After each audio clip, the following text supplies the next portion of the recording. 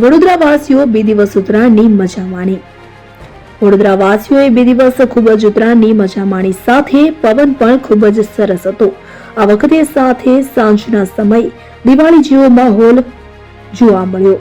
સાથે નાના બાળકોએ પીપોળા વગાડીને પતંગની ઉજવણી કરી હતી, જ્યારે આકાશમાં આતશબાજી કરી લોકો ઘરના ટેરેસ પર ફટાકડા પણ ફોડતા નજરે પડ્યા હતા. કાયપો છેના અવાજ સાથે પતંગની મજા માણી હતી.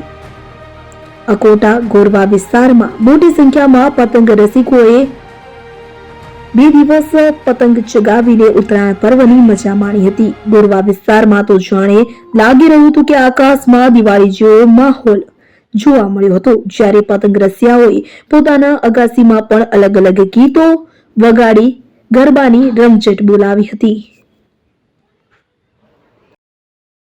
અનમોલનગર સોસાયટી છે ગોરવા વિસ્તારમાં અમે લોકો વાસી ઉત્તરાયણની ઉજવણી કરી રહ્યા છે અમારા પોતપોતાના ધાબા પર.